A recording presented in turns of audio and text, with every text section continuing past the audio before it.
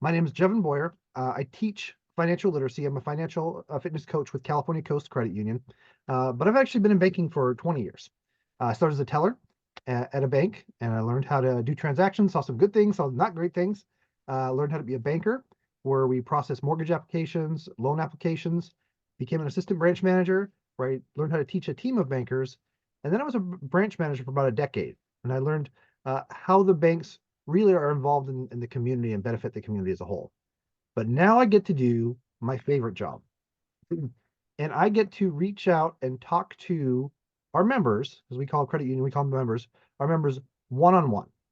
And we can say, hey, really, what's going on in your financial life? What are you confident about? What do you need some help with?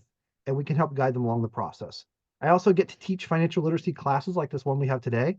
So again, feel free to unmute yourself, put up your hand, make a comment, and we'll see what we can all learn from each other today. Today, we're going to be talking about good habits to being debt-free. Now, there's 5 things I want to specifically talk about today. We're going to go through each one of these. Number 1 is having a written plan, being aware of your spending, setting realistic expectations, planning and saving for occasional expenses, and lastly, communication. So why is this so important? Well, first of all, any financial advisor should be telling you that you need to have a written financial plan. And the reason we do this is because if we don't have a plan that we follow, it's very unlikely for us to reach our goals. And we'll talk a little bit more about this one, of course, being aware of your spending, setting realistic expectations. So let's just dive into each one. Having a written plan. So I always like to get started with this story. There was a study done in Great Britain where they took a group of 300 people and they divided them up into 3 groups of 100 each. And they said, okay, what we're going to do is I need you guys to work out twice a week and record, did you make that your fitness goals or not? That's all it was, work out twice a week. And they let that first group of 100 people go. Groups 2 and 3, they put into a separate room and they gave them all the benefits of working out, how it provides clarity for their mind and a healthy heart. And then let group 2 go.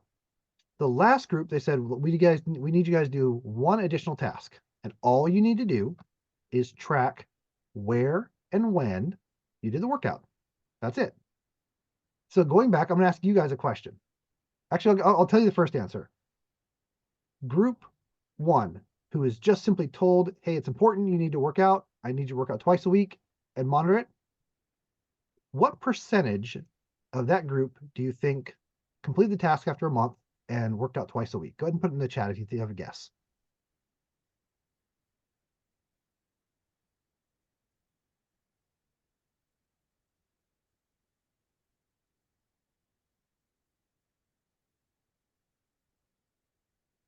Anyone have a guess what that was? Only 35%. That's it, only 35%. Now, that second group, given all the benefits of exercise and how beneficial it is, how much better do you think they would have performed? What percentage of people do you think actually worked out twice a week?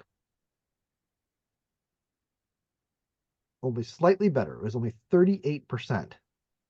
But the third group, simply being asked to write down the time and place of when they're going to work out, reported an astonishing 91% of participants who worked out twice a week, they will stick to their plan because they had a written plan and they could see themselves doing it.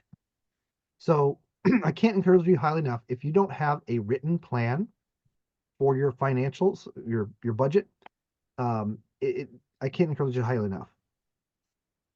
A lot of people say, I don't know where to start. Well, it's all about knowing your resources. Here at CalCoast, we have a team of certified financial coaches who help you create a written plan to help you reach your goals. A lot of people say, well, I make enough money, I don't need a plan, or I'm too busy. Or I tried to plan before and it didn't work. So I'm here to help you solve those issues. Does anybody have felt this way before? Has anybody actually, go ahead and put in the chat, raise your hand. Has everybody tried a financial plan before, whether it worked or not? I have. Yeah. Okay. Yeah. Tell us about it, Sophia. So I started tracking my expenses and then I got to see exactly where I was spending most of my money, which was like eating out and buying groceries. And I, for some reason, was never able to stay within the budget. And yeah, that was my financial plan. Yeah. The number one reason of having a written plan is the number one habit to staying debt free.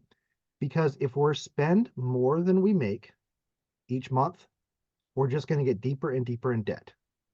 And Yeah. there's no way to get out of debt other than having a plan where we can spend less than we make. And we need to be able to write that down. So here's a couple ways we can get out of that. How to overcome this? Well, first of all, know your resources. Um, I'm going to start by asking another question. Does anybody know the difference between a bank and a credit union? I think banks are privately owned, right? And then credit unions, like the members are um their shareholders. That's a perfect way of saying it. Yeah. Yeah. You are a member of the credit union. You are a partial owner of the credit union. And where banks have to pay their shareholders, where they charge a lot more interest on the credit cards, a lot higher fees because they're responsible for paying the shareholders, where we don't have shareholders in a credit union. So we can give right back to our members in the form of lower interest rates and classes like this. So knowing your resources and knowing how to reach out to us if you want to help create a plan, create a budget. Also knowing how to articulate and define your goals is so important. You've probably heard the SMART goal, making sure goals are specific, measurable, attainable, time sensitive, relevant and time sensitive. But this is such an impactful skill and a habit when staying out of debt. We got to be able to articulate and define our goals, not only within ourselves, but also the people who are around who we spend money with. And lastly is scheduling the right time. So it may be nice to say, like, Sophia, thank you for sharing that you tried a debt, you realize, oh wow, this is where I'm spending money. I spent more than I thought. But let me ask you this: when did you do this? Did you do this like every Friday or was it once a month? How often do you check that schedule or check your financial plan? I was checking it like bi-weekly. Perfect. I I do the did same thing. that for like maybe 2 months, close to 2 months. Perfect. So I actually do the exact same thing. Is I get paid every other week, and on payday, I'm gonna go in there check my paycheck anyway. So that's the time I set it up. So we have something called it's called habit stacking, and what that is, if you're trying to create a new habit and more powerful habit, think of something that's going to happen anyway. And for me, I'm going to check the paycheck anyway. So that's just when I go in there and I spend about 10 minutes reviewing not only my paycheck, but also my spending. And I track it and make sure I'm on pace. And if something surprises me, like kind of like you said, the going out to eat, hey, if my out to eat budget is $300 that month and I'm a weekend, I'm already at $200, I need to pull back or do something different, right? Just make sure I stay within my plan. And that leads us to being aware of our spending. So if you meet with us one on one, the first thing we're going to do is we're going to ask you to track your spending for 1 month. So I actually do something a little bit, I like instead of going forward and say, I want to do this in the past, I already have the information in front of me. So what I actually ask you to do is go back 3 months and let's look at your bank statements for the last 3 months. How much do we actually spend in meals out? How much do we spend in groceries? How much do we spend in gas? How much do we spend in maybe streaming services or different types of items? So we need to know what our habits are. We need to know, are we in the habit of, driving to school or driving to work and buying breakfast, buying coffee every morning on the way home, or do we have the habit of making it at home? What are our habits? And there's nothing wrong with it. You can have powerful habits just as the way we have poor habits. Addictions. Sometimes these are hard to overcome. But if we can't say no to our addictions, we're not going to be saying yes to staying out of debt. Image is a big one. Sometimes we feel like we have to keep up. We see everybody on Instagram posting their perfect life, and we figured we want to live the same life. Guilt is another one, especially parent. We see this with parents quite a bit. They miss their kid's soccer game or the recital, and they say, okay, well, I'm going to buy them ice cream or buy them a toy afterwards. And the last is compromise. And the example I give on this one, this is kind of funny, but um, I'm cash only. I don't like to use cards. I don't like to do that. So if we go out to dinner with friends, Everybody else they seem to play with a card, right? They'll throw a debit card or credit card on the table, and it's kind of awkward. And I usually give cash, but if I were to simply, know I'm paying with a card, in my mind, I've already taken $20 or $50, whatever I knew was going to cost for the meal. So imagine you're going to lunch and you have $20 in your wallet. Well, you're going to look at the menu. You're going to look at the prices. You're probably not going to buy a drink or appetizer or dessert. But if you're with friends and you're just having a good time and you just know you're going to pay with a debit card or credit card, you're probably going to look at the drink menu and dessert menu and appetizer, especially if they're all doing the same thing. So being very aware of your spending patterns and communicating that is so important to staying out of debt. Can anyone give me anything that they do to help track? What do you guys do to track your own spending? And any solutions you can give for the group?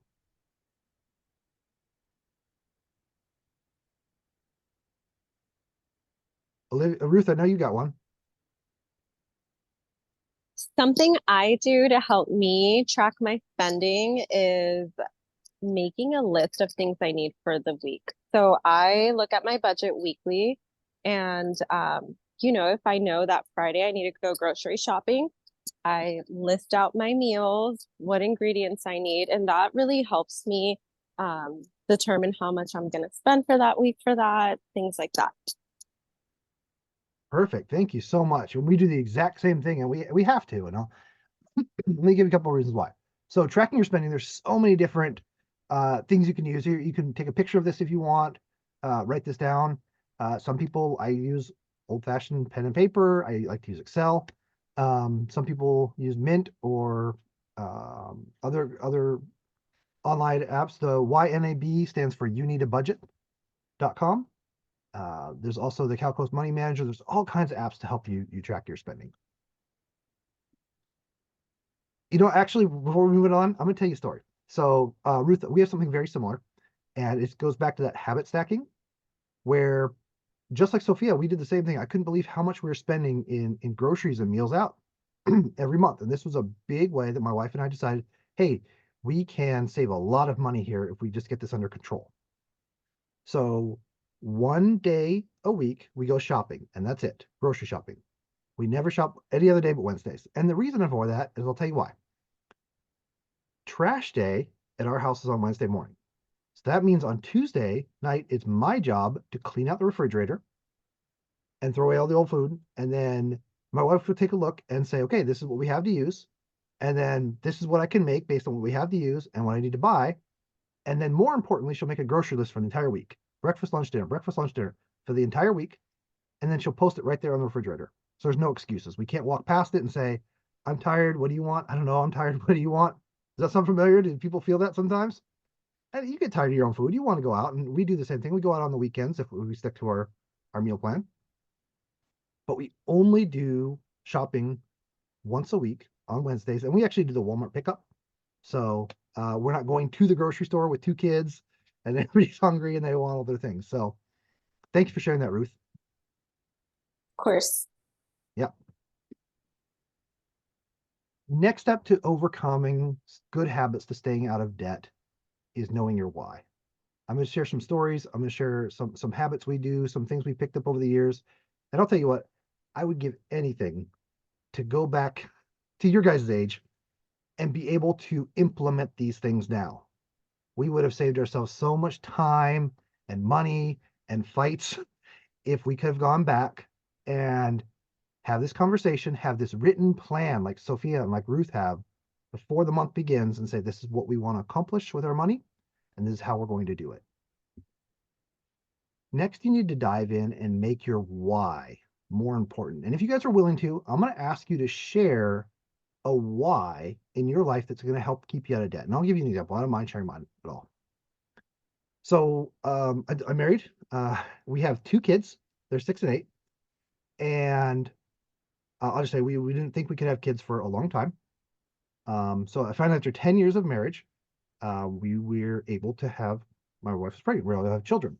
And we're happy, we're so surprised, but seeing the look on my wife's face, having to go back to work and leaving that child that we waited so long for, that was our why. And San Diego's an expensive place. We couldn't afford to do it on one income. She had to go back to work. But when she got pregnant the second time, that was our why. That be for her to be able to stay home with our children for those few years while they're young was more important than our habits or our image or compromising. That was our why.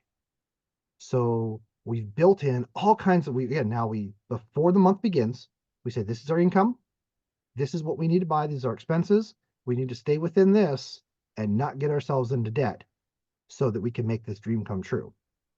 So I'm going to ask you guys, do you have a why in your life that is more powerful than any other, habits or going out with friends or image? Do you guys anybody want to share one? Something that's going to keep you out of debt?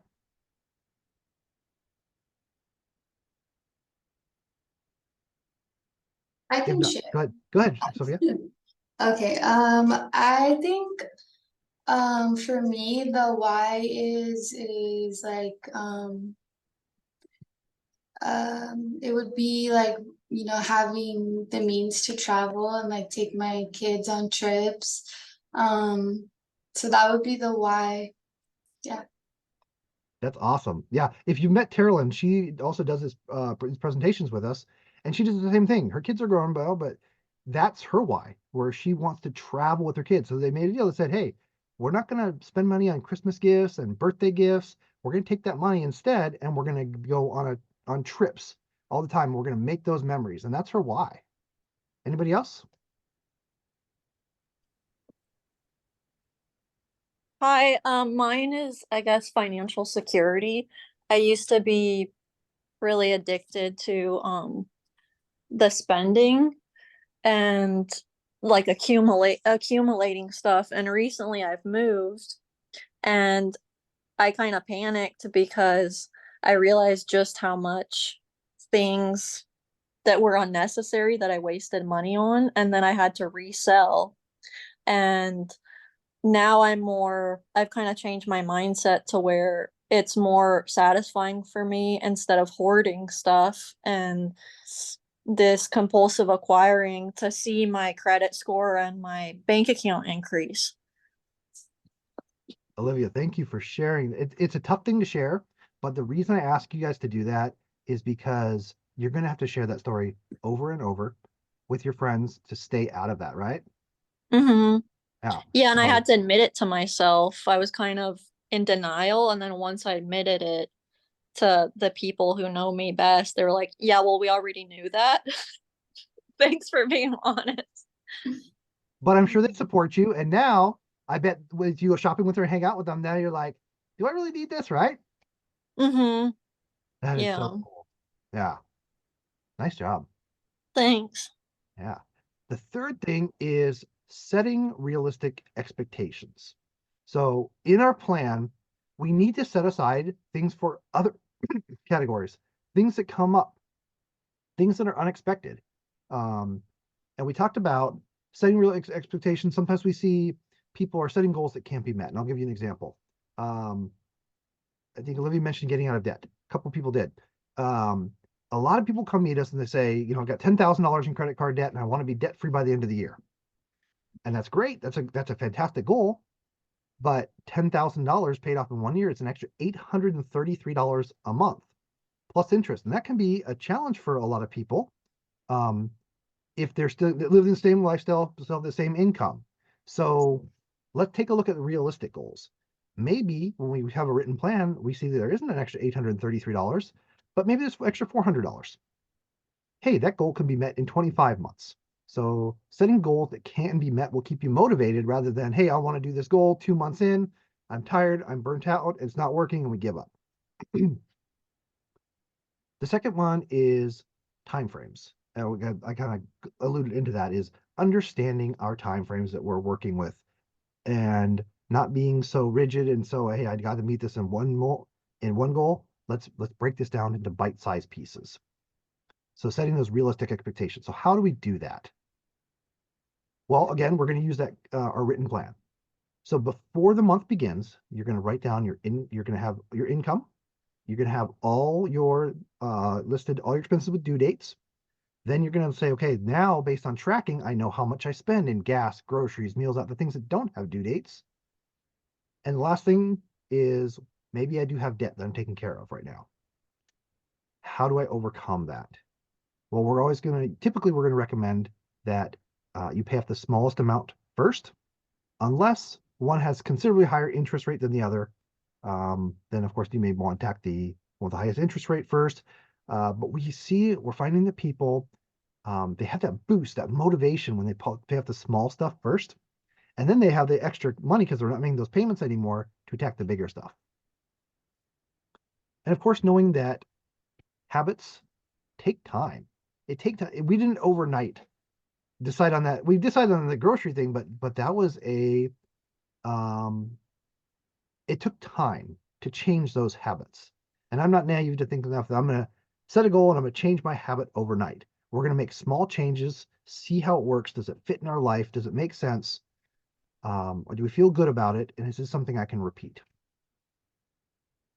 Has anybody had any habits they tried to change, that financial habits maybe, that did work out or didn't work out? Either one that they want to share.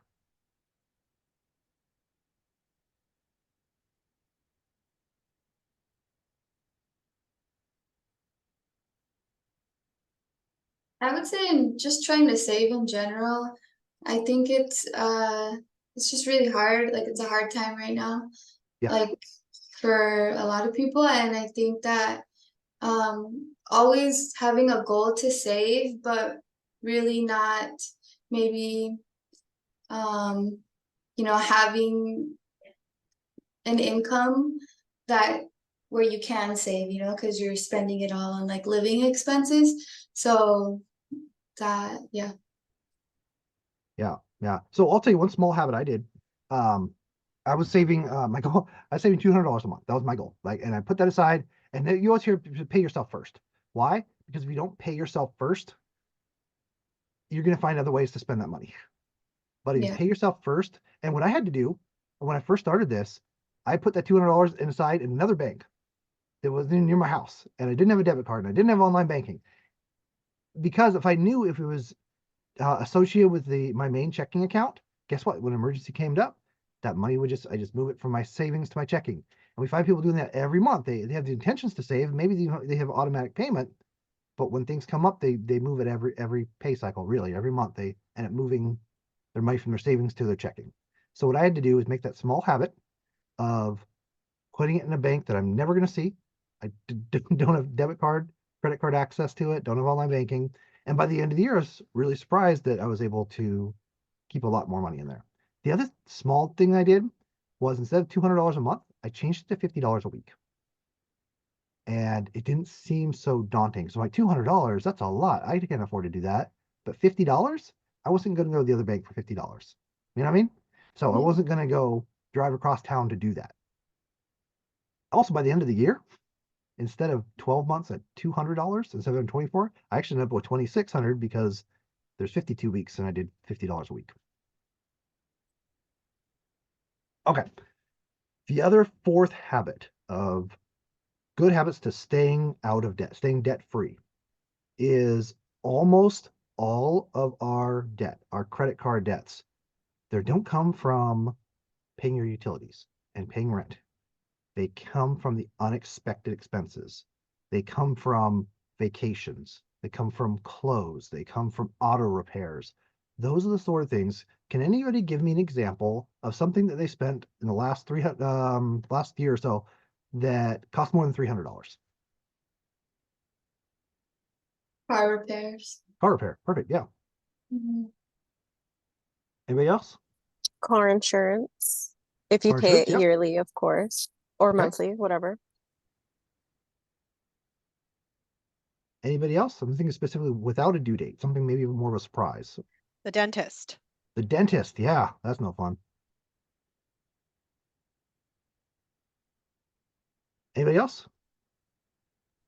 Getting your car towed. Oh no.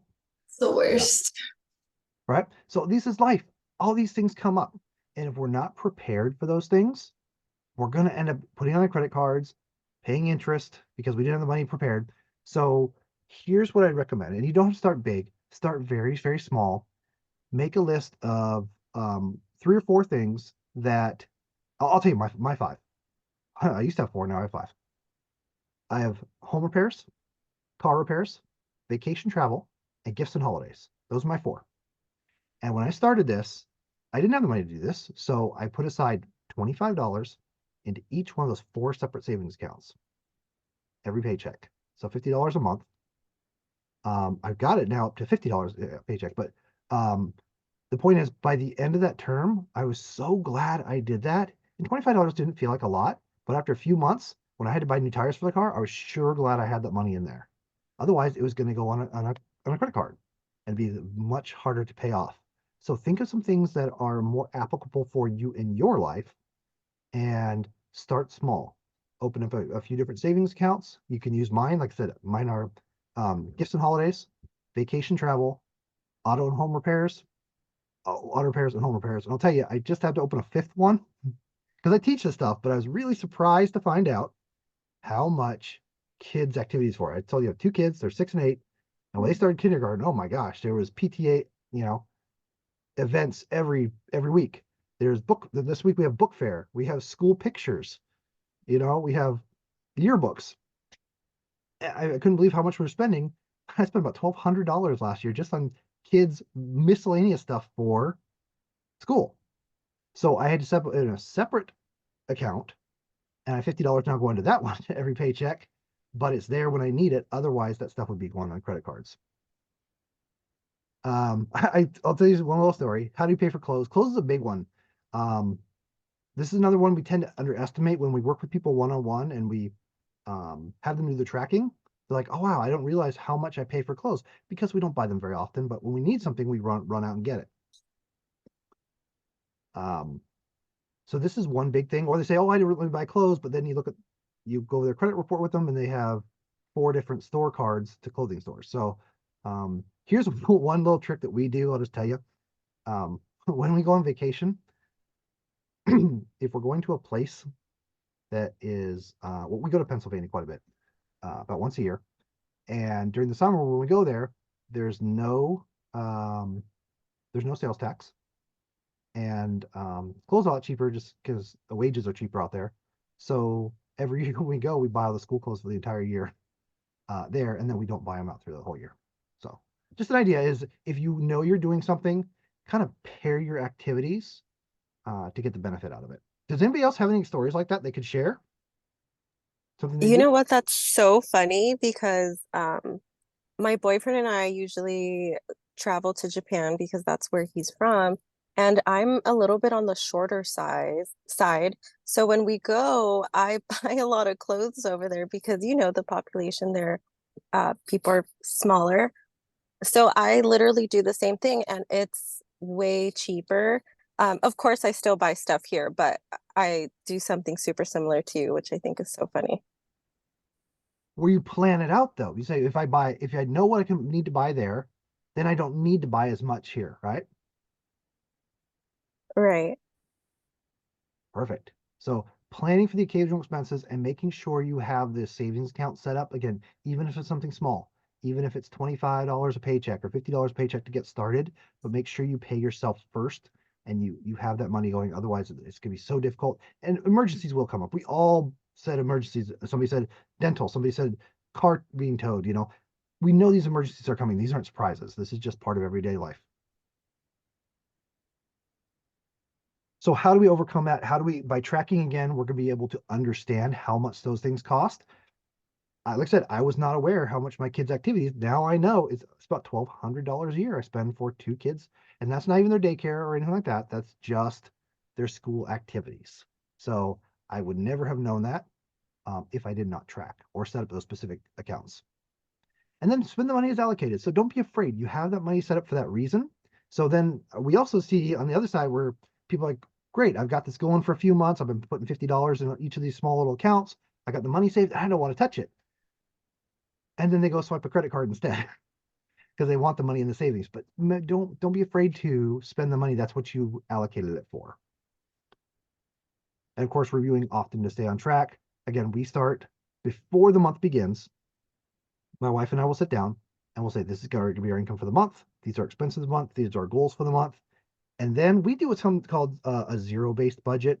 There's a lot of different budgets. Some people do that 50, 20, 30. Some people do different ways. We do a zero-based. And what that is before the month begins, we're already going to zero out the budget. We're not going to have anything left because anything that is left over, it gets assigned to a savings or investment or paying off a credit card, whatever our goal is for that month, whatever we're working on, every dollar is going to get assigned that job. And it also lets us know, guess what? There's no extra money in there for meals out. If we said $300 for meals out and we said $600 for groceries or whatever our number was, the money's not going to be there because we've already zeroed it out. So we can't spend that. So it also opens up that conversation where, okay, what do we have going on this month? Do we have birthday parties we're going to? You know, do we have a wedding or a funeral? What do we need to put in this month's plan? Because we are going to zero it out and we are going to agree where the money's going to go. Does anybody use a certain budgeting tool like a zero based or 50, 20, 30? Does anybody have heard of that or aware of it? I'm getting I your head tried shake. Mint, but it didn't really work for me. Yeah. Steph, you said which one were you doing? Mint? Mint. Okay, Yeah. so talk to us a little bit. So share with us, what was that and what do you think you liked and what didn't work out about it? I think that it could have just been me though.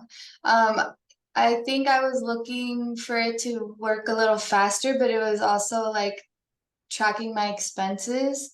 And so I thought the information would just like I thought that I would get the information that I wanted to see a lot sooner and I didn't. So I stopped using it and I just went to a spreadsheet, which actually kind of just worked better for me. Awesome. Thank you so much for sharing. So I've already heard that. She tried a couple things that worked for her, didn't work for her. Ultimately, she went back to a spreadsheet. By finding what works for you, it doesn't make any sense to not have a budget that you love. You got to have a budget you love and you feel empowered to make this plan work. So again, when we started this, I love our budget. And the reason for that is because one, it opens up the communication. It puts everything out there. And if something ever happened to me or my wife, the other person could just completely look at it and say, okay, I know exactly what to do. I know exactly what our bills are. And it opens up that conversation and allows that stuff to flow more freely, but also is there another way? So I'm gonna give you another story here. I was working with a member, a married couple, and anytime something came up, they would swipe a credit card, and that's the way they dealt with a problem.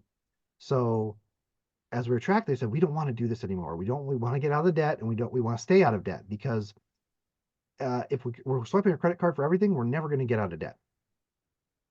So they promised each other they weren't going to swipe the card for anything. Well, I met with them 2 weeks later, and there was a purchase for a $300 chainsaw.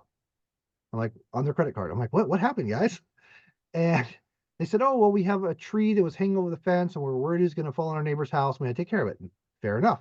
That's you absolutely have to take care of it. So I'm going to ask you the same thing I asked them was, is there another way? So if I were to ask you, how do you think that couple could have taken care of that tree issue without putting a $300 brand new chainsaw on a credit card? What would you have done? You could have borrowed one. Perfect. So if you said borrow one, anybody else? Ruth and I both, she typed on the chat that you can rent one, like Home You can rent Depot one. sometimes. Yeah, they rent those tools. Perfect. You're exactly right. You know, it's funny thing. I talked to him. He was at Home Depot, and that's where he bought it from.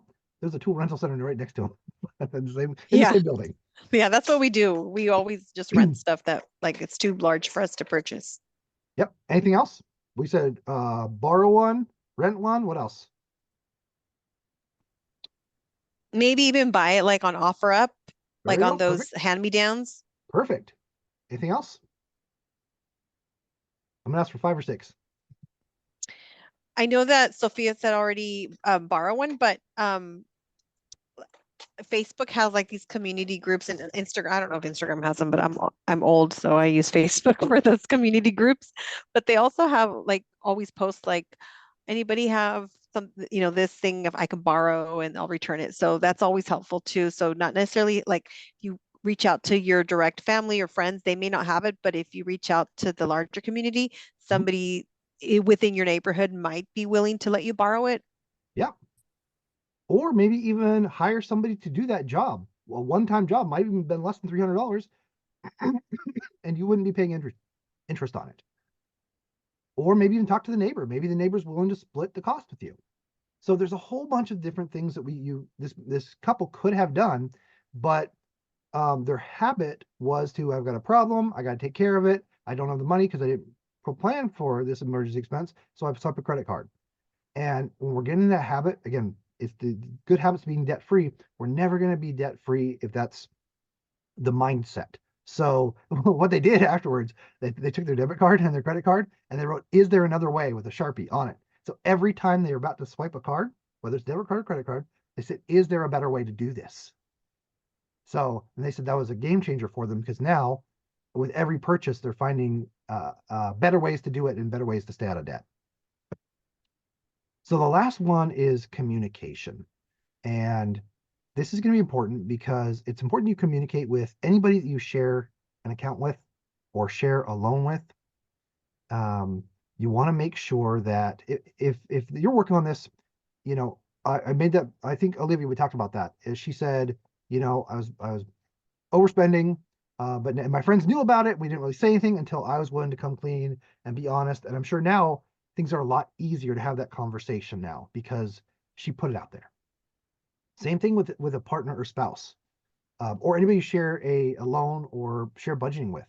If one person's spending the money, but the other person's, if you're not communicating, you don't know. Maybe two people are swiping a card at the same time, and the money might not be there, or maybe somebody had a different way of doing it.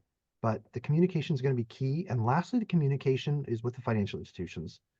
If you are in a place where you're finding yourself in a lot of debt, and it's just you're over your head and you're not able to manage it, don't run away. Don't hide from it because you're gonna have to just come back and clean it up later. Instead, almost every financial institution has hardship options where you give them a call. Say, hey, can we push my due date back? Can we lower the interest rate for a certain amount of time? Can we lower the minimum payment for a certain amount of time? They're going to come up with some kind of options for you to help you protect your credit, help you get back on your feet again. So stay in communication. It's as easy as calling the number on the back of the card if you need to.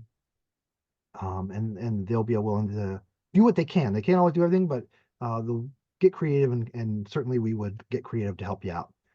If you have any other questions about sharing your plan with others, sharing your whys, sharing your goals, go ahead and reach out to us. But today, that was pretty much everything we wanted to talk about. Does anybody have any more questions or comments or anything they want to share?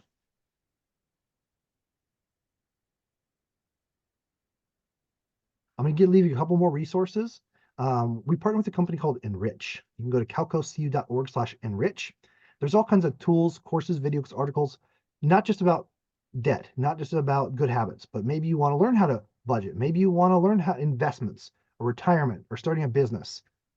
Great resource there. You can also go to our YouTube channels where you can see all kinds of activities